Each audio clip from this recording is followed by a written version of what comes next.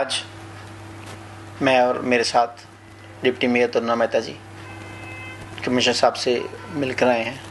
जो कि आप देखिए न्यूज़ में भी आ रहा है, हर जगह लोग भी बातें कर रहे हैं कि जो मुलाजिम 10-10 साल से यहाँ जॉब कर रहे थे, जैसे फायरमैन हो गए, उनके साथ MTS डाटा एंट्री ऑपरेटर्स हो गए, या ICCC में थे, स्काटा में थे,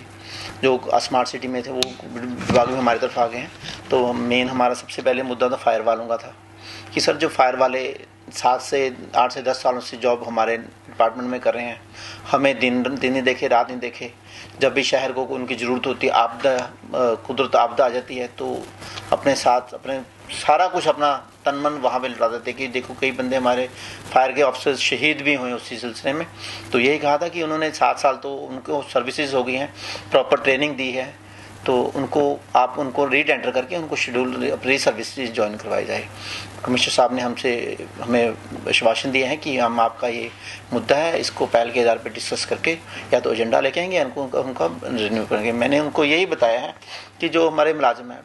कोविड के टाइम इन्होंने बहुत मेहनत करी, उसके बाद 50 से 70 मुलाजिम जो हैं नगर निगम के फायर वाले, उन पर ऑलरेडी केस चल रहा है, तो अगले महीने भी उनकी रिटायरमेंट्स हो जाएंगी। अगर आप इनको भी निकाल देंगे तो हमारे नगर फायर को जो हमारी कुदरती आपदा आ जाए, आप देखिए म्यांमार में और थाईलैंड में कैसी आपदा आ गई, अगर ऐसी आपदा फिर आ जाए तो हमारे शहर को संभालेगा कौन, देख रेख कौन करेगा। तो मेरी उनसे यही प्रार्थना थी कि आप जो फायर वाले जितने मुलाजिम निकाल रहे हैं उनके, उसके साथ भी हमारे जो नगर निगम जब बनी थी तो वहाँ पे जो एडमिनिस्ट्रेशन से बंदे ट्रांसफर एम्प्लॉयज आए थे, उनकी प्रमोशन का मुद्दा था, वो भी हमने मुद्दा उठाया है। उसके साथ जो आज प्रॉपर्टी टैक्स का मुद्दा था, उसका भी हमने कहा कि सर जो यहाँ पे प्रॉपर्टी टैक्स एकदम जनता पे एकदम इतना बड़ा बोझ डाले हो, तो कहा जब हमने हाउस में इस मुद्दे को रिजेक्ट कर दिया तो आप इसको उसमें अपना डिसेंट देके क्यों लेके आए। तो मेयर साहब से पीछे सभी कह रहे, मेयर साहब कहते हैं हमें कुछ पता ही नहीं, जब एजेंडा कोई भी नगर निगम में एजेंडा तो मेयर के साइन के बिना एजेंडा ही नहीं आता। ये सब बीजेपी भारतीय जनता पार्टी की मिली भगत है, तो वो अपने खुद एजेंडे लेके आते हैं, लोगों को गुमराह करके लोगों पे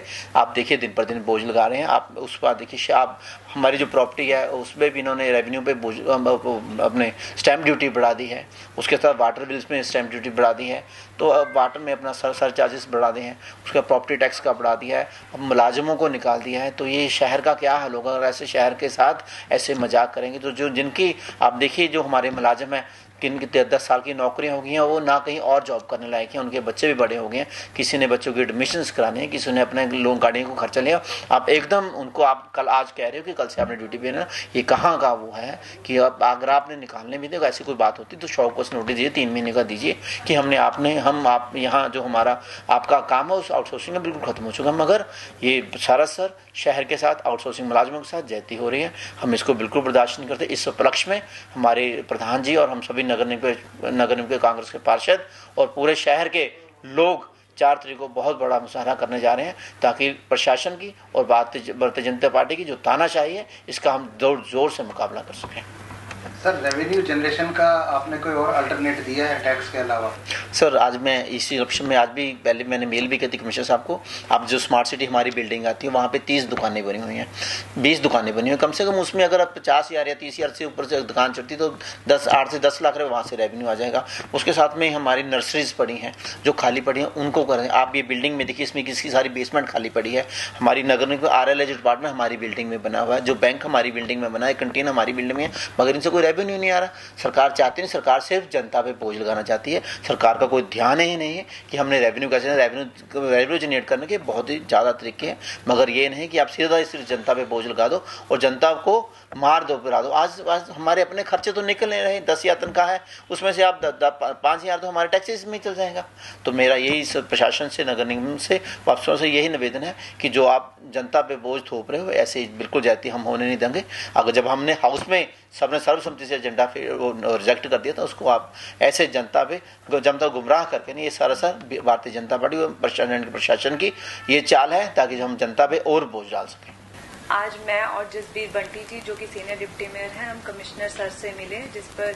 जो फायर डिपार्टमेंट के जो कर्मचारी हैं जो अलग अलग पोस्ट पर कार्यरत हैं, काम कर रहे हैं पिछले 8-10 सालों से, उसको लेकर के हमने कमिश्नर सर के आगे बात रखी। तो और उसके अलावा जो कुछ ट्रांसफर एम्प्लॉयज हैं जो ट्रांसफर होकर कॉरपोरेशन में आए थे, उनके प्रमोशन और उनके इंक्रीमेंट को लेकर भी हमने बात रखी। तो जिस पर कमिश्नर सर की तरफ से हमें आश्वासन दिया गया, उसको री एग्जामिन करने की उन्होंने हमें बात कही कि इसको री एग्जामिन करेंगे और हमें उम्मीद है कि कहीं ना कहीं इसका जो रिजल्ट है वो पॉजिटिव रहेगा। और इसके अलावा हमने जो प्रॉपर्टी टैक्स है उसको लेकर भी हमने अपना विरोध जो है दर्ज कराया, क्योंकि कहीं ना कहीं ये देखिए जो चंडीगढ़ की जनता है उन पर कहीं ना कहीं एक एक्स्ट्रा जो है बोझ पड़ने जा रहा है, उसको लेकर के भी हमने अपना विरोध दर्ज किया। क्योंकि जब हमने ये बात रखी कि जब हाउस में ये एजेंडा जो है उसको रिजेक्ट कर दिया गया, फिर इसको बैकडोर एंट्री करा करके क्यों इसको जो है जनता पर जो है थोपा जा रहा है, इसको लेकर भी हमने अपना विरोध दर्ज कराया। और काफी सारे इश्यूज थे। स्काडा के जो एम्प्लॉयज हैं जो एक तरह से बेरोजगार ही हो गए हैं, जिनको निकाल दिया गया है, वो भी बात हमने रखी कि हर एक एम्प्लॉय है उसका एक घर परिवार जो है, बच्चों की फीसें भी देनी, अब एडमिशन जो है शुरू हो गए हैं, हर एक ने अपने परिवार का खर्चा भी चलाना है और हर एक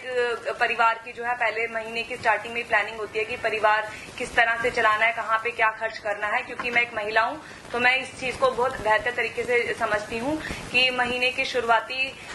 दिन में ही हर महिला की एक प्लानिंग होती है कि किस तरह से हमने खर्चा करना है। तो इस टाइम पे एक तरह से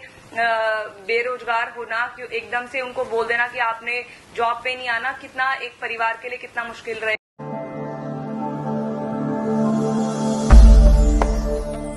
भगवान का नाम और ध्यान घर में रहेगा हर वक्त। सकारात्मक प्रभाव वेदाक्ष धूप बत्ती से। वेदाक्ष ज्योति सेवा संस्थान द्वारा अभिमंत्रित धूप बत्ती रोज, मोगरा और बेलपत्र की महक से लक्ष्मी का होगा वास। वेदाक्ष धूप बत्ती।